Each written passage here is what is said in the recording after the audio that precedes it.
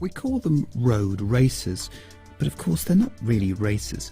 They're cars made for people who revel in the basic process of driving, operating controls, feeling and hearing what a machine does.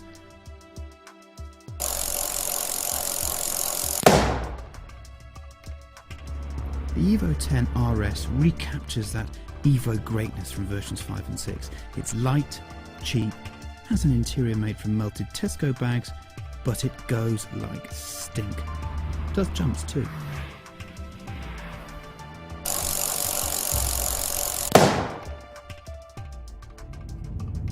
AMG's on a roll just now.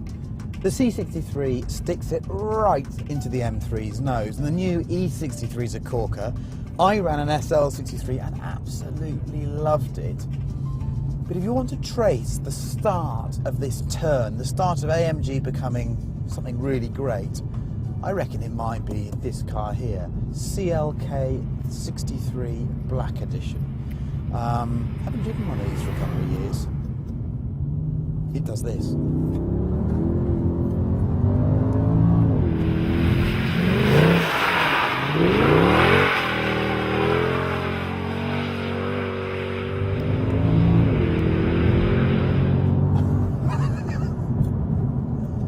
Even now, 3-4 years after it arrived, it still feels like a very naughty car. Mr. Metcalf described it well this morning. He drove it over from Gloucestershire to Wales and he said, you know what, it's the ultimate schizoid car, and I sort of agree with him. It has a sort of schizophrenia all of its own. It's just brilliant at sticking it in D and going really, really comfortably, and it rides well, and it's got loads of torque, and it's got sat-nav and a good radio. But then when you turn everything off and lock it in manual, it's an absolute monster and really, really fast. I'm running an E63 at the moment with the new 525 horsepower engine, and that car's supposed to weigh not much more than this one. You know what, this feels quite a bit punchier, this thing does.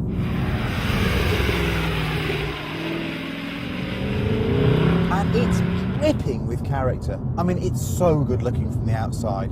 I don't want to hear any opinions on that. I just love the way it sits on the road. It's so wide-shouldered.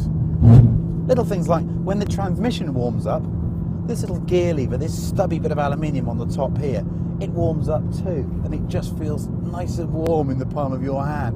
And the noises, well, the Mercedes 6.2 litre, sorry, V8, forget the badging, is still one of the great engines.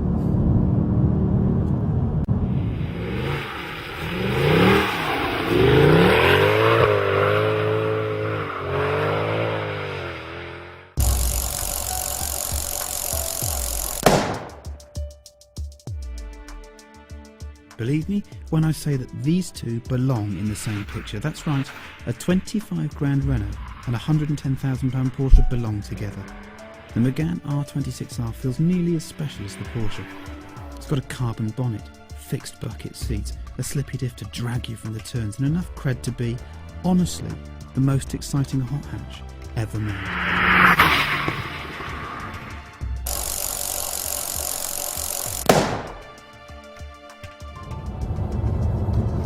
One day, when I'm old and grey and my grandchildren are messing around my feet, I think I'll remember certain cars that I drove, and I think I'll always remember the first time I drove a 430 Scuderia.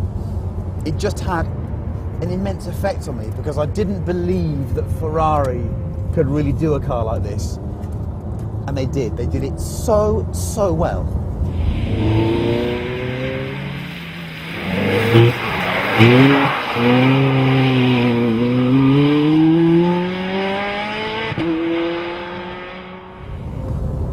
You see, I thought the Scuderia would just be a slightly cynical, a bit faster, a bit lighter, but a lot more expensive version of a normal 430.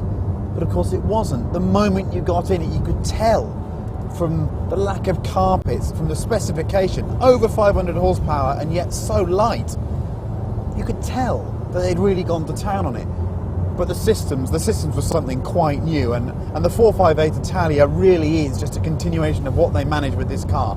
They got their clever F1 track, which is a clever traction control system, to work with their EDIF, which was their ever-changing electronic differential. They talked together, they got a software package that could actually work, and the results were stunning. And I remember watching Mark Genet in real time driving the car around Fiorano as we watched the different graphs moving around. It was very impressive. What about it now, a few years later? God, it feels just as special. I can see why these things are now quite a bit more than early 599s, because it's such a special car. There's really nothing else like it on the market, and it's proper fast. Makes a bit of a noise too.